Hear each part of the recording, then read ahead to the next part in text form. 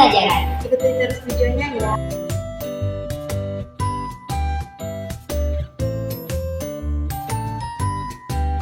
Kata evaluasi berasal dari bahasa Inggris evaluation yang berarti penilaian atau penaksiran. Evaluasi adalah proses penilaian. Menurut Suharsini Arikunto, evaluasi adalah kegiatan untuk mengumpulkan informasi tentang pekerja sesuatu yang selanjutnya informasi tersebut digunakan untuk menentukan alternatif yang tepat dalam mengambil keputusan. Nah, menurut Roy Jakers Ed, evaluasi sebagai setiap usaha atau proses dalam menentukan nilai. Belajar adalah proses perubahan perilaku dan kemampuan individu secara positif sebagai hasil dari pengalaman dan latihan. Kegiatan belajar juga dimaknai sebagai interaksi individu dengan lingkungannya. Nah, dimaksud dari lingkungan dalam hal ini adalah objek-objek lain yang memungkinkan individu memperoleh pengalaman atau pengetahuan, baik pengalaman atau pengetahuan baru maupun sesuatu yang pernah diperoleh atau ditemukan sebelumnya, tetapi menimbulkan perhatian kembali bagi individu tersebut sehingga memungkinkan terjadinya interaksi. Pembelajaran pada hakikatnya adalah suatu proses, yaitu proses mengatur, mengorganisasi lingkungan yang ada di sekitarnya peserta didik sehingga dapat menimbulkan dan mendorong peserta didik melakukan proses belajar. Nah, pembelajaran juga dikatakan sebagai proses memberikan bimbingan atau bantuan kepada peserta didik dalam melakukan proses belajar. Peran dari guru sebagai pembimbing bertolak dari banyaknya peserta didik yang bermasalah. Dalam belajar tentunya banyak perbedaan seperti adanya peserta didik yang mampu mencerna materi pelajaran, ada pula peserta didik yang lamban dalam mencerna materi pelajaran. Nah, kedua perbedaan inilah yang menyebabkan guru mampu mengatur strategi dalam pembelajaran yang sesuai dengan keadaan setiap peserta didik. Oleh karena itu, jika hakikat belajar adalah perubahan, maka hakikat pembelajaran adalah pengaturan. Proses pembelajaran ditandai dengan adanya interaksi edukatif yang terjadi, yaitu interaksi yang sadar akan tujuan. Interaksi ini berakar dari pihak pendidik yaitu guru dan kegiatan belajar secara pedagogis pada diri peserta didik, berproses secara sistematis melalui tahap rancangan, pelaksanaan, dan evaluasi. Pembelajaran tidak terjadi seketika, melainkan berproses melalui tahap-tahap tertentu. Dalam pembelajaran, pendidik memfasilitasi peserta didik agar dapat belajar dengan baik. Dengan adanya interaksi tersebut, maka akan menghasilkan proses pembelajaran yang efektif sebagaimana yang telah diharapkan. Nah, menurut Triantoro, pembelajaran adalah aspek kegiatan yang kompleks dan tidak dapat dijelaskan sepenuhnya. Secara sederhana, pembelajaran dapat diartikan sebagai produk interaksi berkelanjutan antara pengembangan dan pengalaman hidup.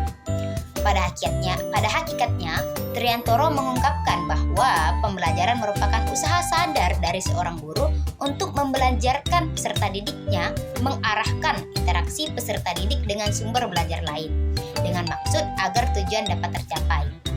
Dari uraian tersebut, maka terlihat jelas bahwa pembelajaran itu adalah interaksi dua arah dari peserta didik dan pendidik. Di antara keduanya terjadi komunikasi yang terarah menuju kepada target yang telah ditetapkan. Nah, dengan adanya evaluasi, peserta didik dapat mengetahui sejauh mana sih keberhasilan yang telah dicapai selama mengikuti pendidikan.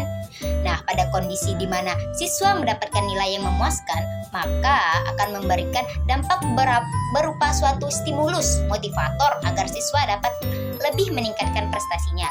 Pada kondisi di mana hasil yang dicapai tidak memuaskan, maka siswa akan berusaha memperbaiki kegiatan belajar.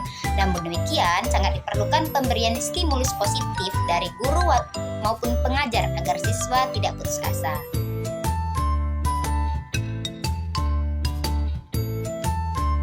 Yang kedua yaitu fungsi dan tujuan dari evaluasi. Kegiatan evaluasi dengan sadar dilakukan oleh guru dengan tujuan untuk memperoleh kepastian mengenai keberhasilan belajar siswa dan memberikan masukan kepada guru mengenai apa yang dia lakukan dalam kegiatan pembelajaran. Dengan kata lain, evaluasi yang dilakukan oleh guru bertujuan untuk mengetahui bahan-bahan pelajaran yang disampaikan apakah sudah dikuasai oleh siswa ataukah belum. Rahmalina Wahab mengutip dari Dr. Bukhari mengatakan bahwa tujuan khusus evaluasi ada dua, yaitu Yang pertama, untuk mengetahui kemajuan belajar siswa setelah ia menyadari pendidikan dalam jangka waktu tertentu. Yang kedua, yaitu untuk mengetahui tingkat efisiensi metode-metode pendidikan yang digunakan pendidik selama jangka waktu tertentu. Kemudian, evaluasi pembelajaran juga memiliki beberapa tujuan yang diantaranya sebagai berikut. Yang pertama, yaitu menentukan angka kemajuan atau hasil belajar pada siswa yang berfungsi sebagai laporan kepada orang tua atau wali siswa. Kemudian, penentuan kenaikan kelas yang ketiga yaitu untuk penentuan kelulusan siswa. Yang kedua yaitu untuk mengetahui tingkat kemajuan yang telah diperoleh oleh siswa dalam suatu kurun waktu proses belajar tertentu. Yang ketiga yaitu sebagai umpan balik bagi guru pada gilirannya dapat digunakan untuk memperbaiki proses belajar mengajar dan program remedial bagi siswa. Di samping memiliki tujuan, evaluasi juga memiliki fungsi-fungsi sebagai berikut. Yang pertama yaitu sebagai fungsi administratif, yaitu untuk menyusun daftar nilai dan pengisian buku rapor. Yang kedua yaitu fungsi promosi untuk menetapkan kenaikan atau kelulusan peserta didik. Nah, yang ketiga yaitu fungsi diagnostik atau untuk mengidentifikasi kesulitan belajar siswa dalam merencanakan program remedial atau pengajaran perbaikan.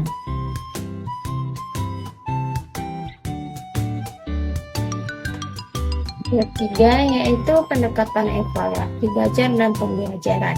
Pendekatan ini bertujuan untuk menilai sejauh mana tujuan pembelajaran telah tercapai, serta untuk memberikan umpan balik yang berguna bagi siswa dan pendidik dalam meningkatkan proses pembelajaran. Beberapa pendekatan evaluasi belajar dan pembelajaran di antara lain yaitu sebagai berikut. Yang pertama, pendekatan formatif. Evaluasi dilakukan secara berkelanjutan selama proses pembelajaran untuk memberikan umpan balik yang dapat digunakan untuk memperbaiki dan meningkatkan pembelajaran.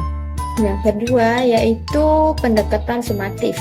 Evaluasi dilakukan secara akhir atau di akhir untuk menilai pencapaian siswa dalam mencapai tujuan pembelajaran. Yang ketiga yaitu pendekatan inklusif, yaitu evaluasi dilakukan dengan cara memperhatikan keberagaman siswa dalam menunjukkan pencapaian mereka. Dengan menggunakan pendekatan evaluasi yang tepat, siswa dapat diberikan umpan balik yang relevan dan mendalam, sehingga dapat meningkatkan pemahaman mereka terhadap materi pembelajaran.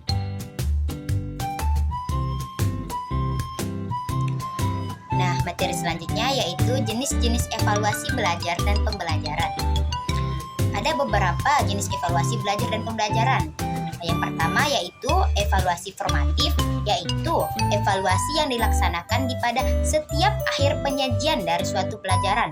Nah, tujuan evaluasi ini adalah untuk mengetahui tentang efektivitas pembelajaran yang sudah diberikan serta mendeteksi kesulitan belajar siswa dalam mempelajari suatu pelajaran.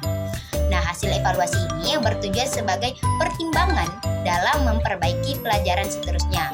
Dalam praktik sekolah, jenis evaluasi ini sering dikatakan ulangan harian, yang dimana guru memberikan sesuatu berupa ulangan harian kepada muridnya. Yang kedua yaitu evaluasi sumatif. Nah, evaluasi sumatif adalah evaluasi untuk mengukur kerja akademik atau hasil belajar siswa pada akhir pelaksanaan program pembelajaran.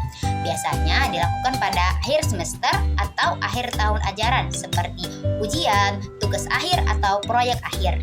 Nah, yang selanjutnya yaitu evaluasi diagnostik, yaitu jenis evaluasi ini yang dilakukan untuk mengidentifikasi bagian-bagian pelajaran mana aja yang belum dikuasai oleh siswa. Jenis evaluasi ini adalah untuk menentukan cara-cara perbaikan selanjutnya dengan harapan semua dari mata pelajaran dapat dikuasai oleh siswa. Jenis evaluasi ini disebut juga dengan diagnostic test. Jenis evaluasi selanjutnya yaitu evaluasi progresif. Evaluasi yang dilakukan secara berkesinambungan untuk memantau kemajuan belajar siswa seiring waktu. Nah, evaluasi ini bertujuan untuk menyediakan informasi yang dapat membantu guru dan siswa dalam mengidentifikasi kebutuhan belajar dan meningkatkan hasil belajar. Selanjutnya yaitu evaluasi penilaian. Tujuan dari evaluasi ini adalah untuk memberikan informasi yang valid dan akurat mengenai kemampuan siswa, serta memberikan umpan balik yang dapat membantu dalam meningkatkan hasil belajar siswa. Jenis evaluasi selanjutnya yaitu evaluasi normatif, yaitu sebuah proses penilaian terhadap suatu kebijakan, tindakan, atau keputusan berdasarkan pada prinsip-prinsip moral, etika, atau hukum yang berlaku. Contohnya, dalam evaluasi normatif terhadap suatu kebijakan pemerintah, penilaian dilakukan berdasarkan pada apakah kebijakan tersebut adil, bermanfaat, dan sesuai dengan prinsip-prinsip demokrasi dan hak asasi manusia.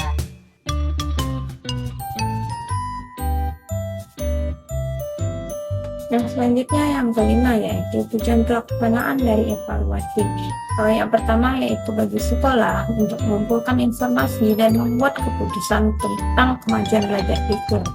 Dengan berbekalkan dari informasi tersebut, berarti sekolah mengetahui perkembangan dari proses pembelajaran, baik berdasarkan per mata pelajaran maupun dari hasil ujian akhir tahun yang menjadi bahan bagi pimpinan sekolah untuk meningkatkan nama baik atau mutu dari sekolah tersebut.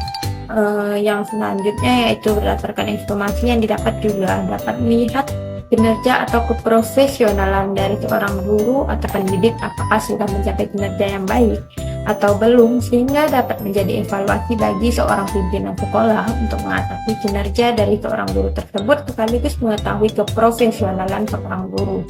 Nah, yang selanjutnya yaitu bagi siswa. Tujuan pelaksanaan evaluasi bagi siswa yaitu merupakan informasi yang dapat diketahui oleh peserta didik atau siswa, apakah dia perlu mendapatkan perhatian lebih serius hingga nanti di akhir semester atau di akhir lulusan bisa teratasi. Yang kedua yaitu melalui informasi ini juga siswa dapat mengetahui di mana posisi siswa tersebut berada, apakah lebih menyenangi atau menyukai ilmu pengetahuan yang bersifat hafalan maupun yang bersifat pengertian atau lebih mengarah ke pelajaran yang bersifat estetika atau kesenian.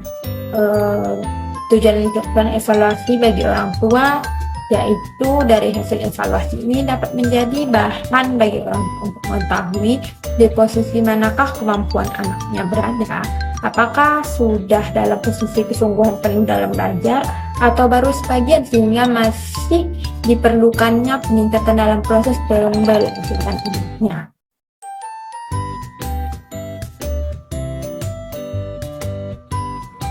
Berikut adalah contoh-contoh dari evaluasi yang dimana evaluasi belajar dan pembelajaran di sekolah seperti latihan, ulangan harian, ujian akhir, ataupun proyek akhir yang diberikan oleh pendidik untuk mengukur kemampuan siswa dalam menerima pembelajaran.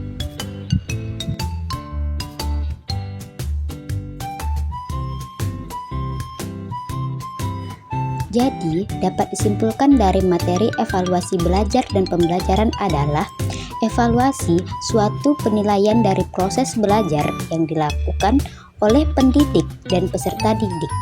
Evaluasi yang efektif membantu mengukur pencapaian tujuan pembelajaran seperti motivasi, umpan balik, dan memperbaiki metode pembelajaran selanjutnya.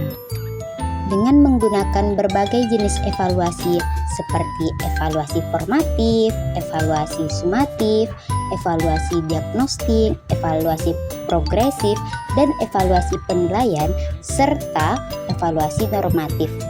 Evaluasi ini mendukung perbaikan keberlanjutan baik bagi siswa maupun pengajar.